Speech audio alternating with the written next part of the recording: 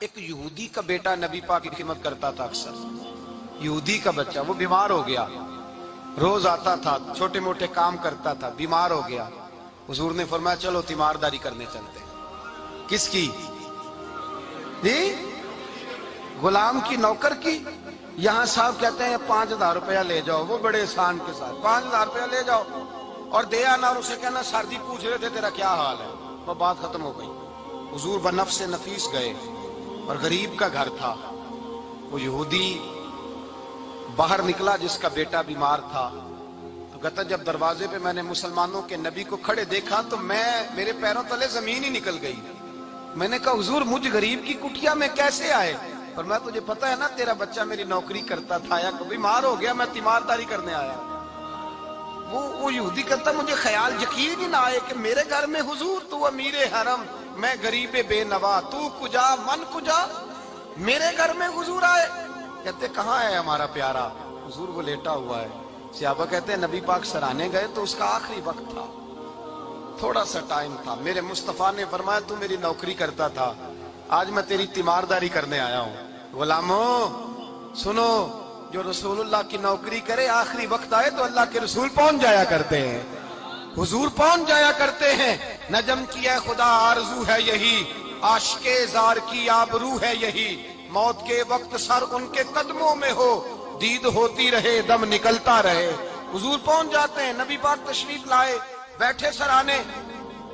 حضور نے جب اپنا برف سے ٹھنڈا اور کستوری سے زیادہ خوشبو والا ہاتھ اس کے بالوں میں پھیرا, آنکھیں کھولی, حضور نے فرمایا چل کلمہ پڑھ جا, چل میرا کلمہ پڑھ جا.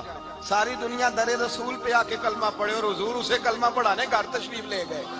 یہ ایک مزدور کو, ایک محنت کرنے والے کو اعزاز دیا. گھر گئے, کلمہ پڑھ لے. اس نے اپنے والد کی طرف دیکھا اور والدہ کی طرف دیکھا, ماں باپ یہودی ہیں, رونے لگے. کہنے لگے بیٹا یہ ہم سے زیادہ بڑھ کر تیرے حق میں خیر خواہ ہے, جیسے کہتے ہیں کر لے. اس نے کلمہ پڑھا اور حضور کی گود میں لوٹ پوٹ ہونے لگا. کلمہ پڑھا, روح پرواز کر گئی. شارحین کہتے ہیں جب نبی پاک وہاں سے نکلے تو حضور نے فرمایا اٹھاؤ اس کی میت کو. ماں باپ کہنے لگے کہاں لے جانا ہے؟ فرمایا ہم اپنے طریقے کے مطابق غسل کفن کریں گے, اس لیے کہ جو کلمہ پڑھ جائے پھر وہ میرا ہو جایا کرتا ہے, میرا ہو جایا کرتا ہے. بھائی یاد رکھیں, مزدور کو حضرت ربیعہ بن کعب فرماتے ہیں میں حضور کو وضو کراتا تھا. رات کا وضو میری ذمہ داری تھی, صرف ایک وضو رات کا. ہمارے ہاں تو 25 سال مزدور مزدوری کر کے چلا جاتا ہے, پر وہ مزدور ہی رہتا ہے. وہ مزدور ہے, اس کا کوئی اعزاز نہیں, کوئی. اس کے لیے وہ کہتے ہیں اب بابا جی آپ کو کھانسی زیادہ آتی ہے, اپنے بیٹے کو لگا دیں, کسی اور کی ڈیوٹی لگا دیں, اب آپ کام نہیں کر سکتے. 25 سال نوکری کی, ملا کیا؟ حضرت ربیعہ کہتے ہیں میں وضو کراتا تھا رات کا. میرے نبی پاک نے فرمایا شادی کیوں نہیں کرتا؟ تو میں نے کہا یا رسول اللہ نہ میرے پاس حسن ہے, نہ پیسے ہیں, نہ کوئی کاروبار ہے, مجھے کون رشتہ دے گا؟ میرا روپ بھی نہیں تے میرا رنگ بھی نہیں, میں نے یار مناؤن دا ٹانگ بھی نہیں, کون مجھے رشتہ دے گا؟ کہتے ہیں حضور خاموش ہو گئے. دوسرا دن آیا تو میں وضو کرانے پہنچا تو نبی پاک نے فرمایا شادی کیوں نہیں کرتا؟ کہتے ہیں میں نے کہا حضور کون رشتہ دے گا؟ وہی 3 باتیں دہرائیں, نہ پیسے ہیں, نہ حسن ہے, نہ کوئی کاروبار ہے, نہ مکان ہے. فرمایا حضور نے تیسرے دن پھر کہا. جب دوسرا دن ہوا نا تو حضور نے کہا, حضور خاموش ہوئے میرے جواب پر. میں نے کہا یار اتنا بیوقوف ہوں, حضور روز پوچھتے ہیں اور میں جواب ہی نہیں دیتا. کہتے ہیں تیسرے دن میں نے ارادہ کیا آج نبی پاک پوچھیں گے تو میں کہوں گا حضور جیسے دل کرتا ویسے ہی کرا دیں. کہتے ہیں تیسرے دن میں گیا, سارا وضو کرا لیا, پر نبی پاک نے پوچھا ہی نہیں. میں ارادہ کر کے گیا تھا کہ آج پوچھیں گے تو بتا دوں گا, حضور نے پوچھا ہی نہیں.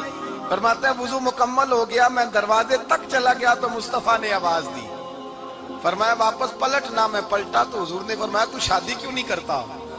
کہتے ہیں میں کھل کے مسکرایا. میں نے کہا محبوب تیرے کرم پہ قربان جاؤں, کیا انداز محبت ہے, حضور مہربانی کریں کرا دیں. فرمایا فلاں سردار کے پاس جا, ایک وضو کراتے ہیں, اور اعزاز حضور نے کتنا دیا, جا سردار کے پاس اور اسے جا کے کہہ کہ اللہ کے رسول فرماتے اپنی بیٹی کا نکاح تیرے ساتھ کر دے.